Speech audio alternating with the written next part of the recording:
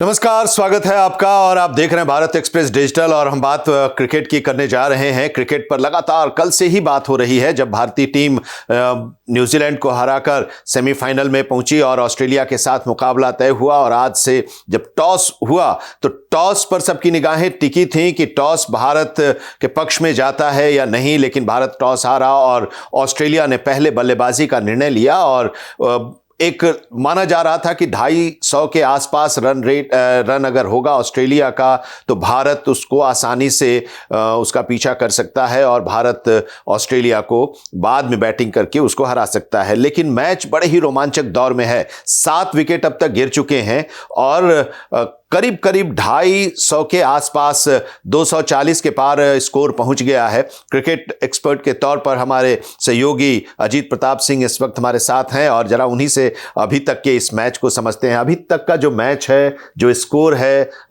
Australia की बल्लेबाजी का, उसको किस तरह से आप एनालाइज कर रहे हैं भारत के लिहाज से?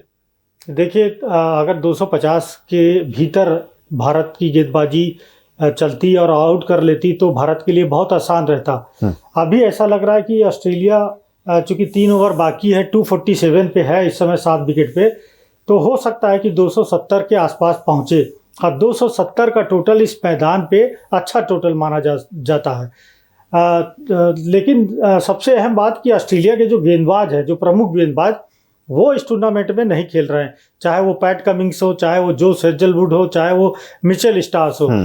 तो उनकी जगह पे नए लोग आए हैं, तो वो कितना चल पाएंगे, कितना असर होगा उनका, ये तो बाद में जब इंडिया बैटिंग करेगी तब पता चलेगा। लेकिन भारत के लिहाज से ऐसा लग रहा है कि जो ऑस्ट्रेलिया की बॉलिंग होनी चाहिए थी वो नहीं है, तो भारत के लिए बहुत कठिन नहीं होगा 270 रन चेज करना। वैसे 260 तक आसानी से चेज हो सकता है। पाकिस्तान ने भी 241 बनाए थे और भारत ने चेज किया था, आसानी से चेज किया था। 4 विकेट के नुकसान पे 6 विकेट से जीत हासिल की थी, इसी पिच पे, इसी मैदान पे। तो 270 तक का टारगेट आनंद ऐसा लगता है कि भारत आसानी से चेज करेगा, क्योंकि ऑस्ट्रेलिया की बॉलिंग में इतनी धार नहीं है। हाँ, अगर ऑस्ट्रेलिया के जो प्रमुख टीम है, पैट कमिंग्स रहते, जोस हेजलवुड रहते, मिचेल स्टार्स रहते, तो शायद तकलीफ होती भारत को, चुनौतीपूर्ण होता। लेकिन अभी ऐसा लग रहा है कि भारत अभी भी ऑस्ट्रेलिया के ऊपर भारी है।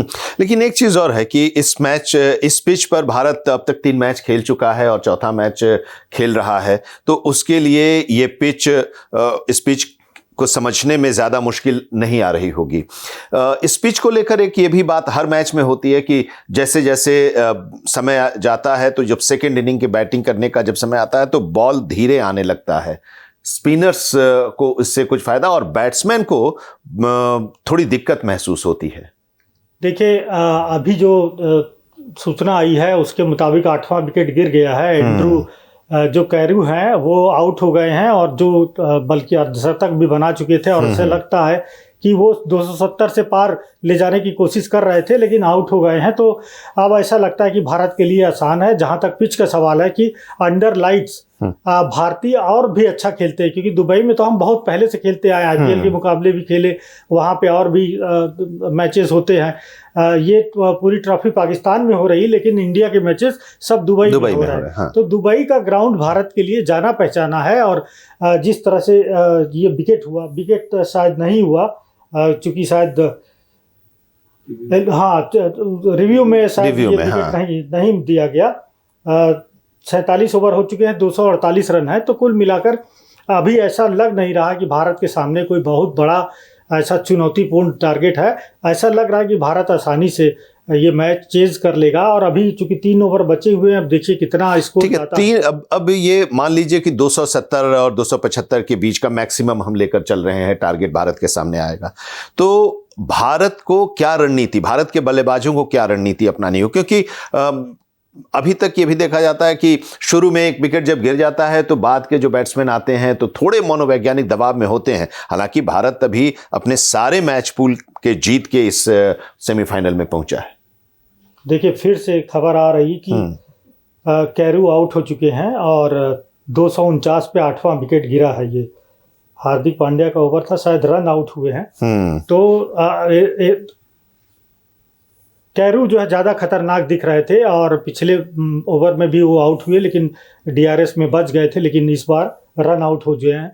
तो ऐसा नहीं लगता कि बहुत ज़्यादा टोटल जाएगा, क्योंकि अब टेल एंडर्स बचे हुए हैं ऑस्ट्रेलिया के। और भारत के लिए एडवांटेज ये रहेगा कि जो भारत की जो रणनीति रहती है रोहित शर्मा की खासकर, कि पहले 10 ओवर में जो पावर प्ले रहता है वो ज़्यादा से ज़्यादा रन निकालने की कोशिश करते हैं, और आउट भी हुए हैं, ऐसा नहीं है। लेकिन अगर वो चल गए 10 ओवर में, तो 10 ओवर में ही डिफरेंस क्रिएट कर दिया जाता है, और इतना डिफरेंस हो जाता है कि भारत के लिए पूरा मैच आसान बन जाता है। और इसी लिहाज से और लोग भी खेलते हैं, क्योंकि अब बैटिंग देखिए तो 8 नंबर तक है टॉप ऑर्डर, रोहित शर्मा, शुभमन गिल, विराट कोहली। उसके बाद middle order Shreyas Iyer, KL Rahul, allrounder Hardik Pandya, Axar Patel और रविंद्र जडेजा।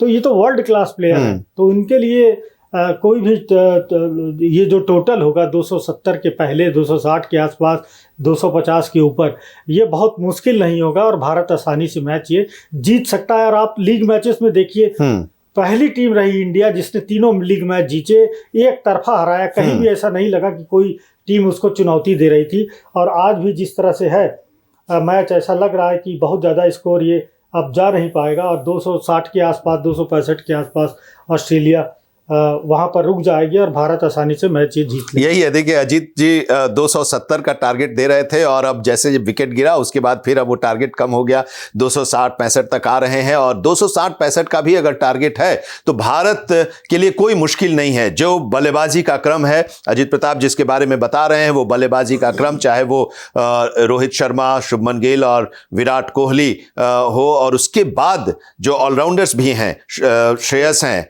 और उसके बाद केएल राहुल, और उसके बाद सारे ऑलराउंडर्स हैं। अब ये लोग चलते हैं, और अगर हर मतलब 11वें बल्लेबाज तक होप भारत के पास है, लेकिन वहां तक पहुंचने की नौबत नहीं आएगी। और उम्मीद यह हम कर रहे हैं कि टारगेट जो भी मिलेगा, भारत का जो परफॉर्मेंस है, उस परफॉर्मेंस के हिसाब से भारत के ऊपर कोई मनोवैज्ञानिक दबाव नहीं है।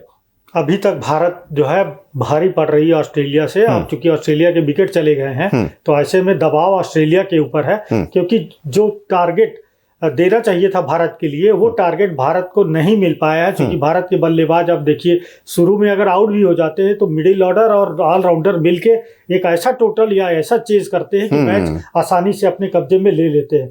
तो ऐसा इस मैच में भी लग रहा है, और ऐसा लग रहा है कि भारत ये मैच भी आसानी से जीत लेगा, और फाइनल में इसी मैदान पर फिर मुकाबला होगा। फाइनल में इसी मैदान पर कल जो सेमीफाइनल में जो टीम जीतेगी उसके साथ मुकाबला होगा। लेकिन थोड़ा सा धैर्य रख के शुरुआत की जरूरत है भारत के बल्लेबाजों को। हम क्रिकेट पर आगे भी चर्चा करेंगे, अभी पहला इनिंग खत्म हो और उसके बाद फिर आगे भी चर्चा होगी। फिलहाल अभी इतना ही। बहुत बहुत शुक्रिया अजीत प्रताप जी हमारे साथ जुड़ने के लिए। आप देखते रहिए भारत एक्सप्रेस डिजिटल, और आज के मैच का पूरा मैच जब खत्म होगा तब तक हम आपके साथ बीच बीच में आते रहेंगे और एनालिसिस करते रहेंगे।